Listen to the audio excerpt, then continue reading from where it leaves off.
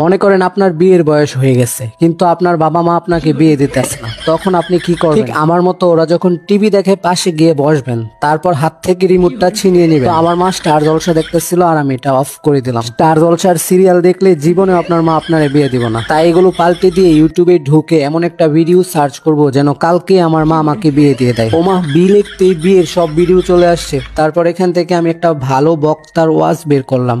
বিয়ে করা কি নিয়ে এনে অন্যায়? উপযুক্ত বয়স হয়েছে, বিয়ে করাই দেন। মা বাবাদেরকে আমি অনুরোধ জানাবো, আপনার সন্তান যদি বয়স হয় উপযুক্ত, আপনি তাদের বিয়ের ব্যবস্থা করেন, কারণ এটা আপনার দায়িত্ব। কথা বলেন ঠিক কিনা? এবার আমরা এই সমাজে একটা কথা বলি, কই খাওয়াবে কি, এরকম একটা কথা বলি না, খাওয়াবে কি? আচ্ছা, খাওয়াই কি বাবায় নাকি আল্লাহ? অনেক সংসারের অভিভাবক যারা ইনকাম করে তারা হঠাৎ করে যখন মারা যায়, তাই বলে কি সংসার থেমে যায়?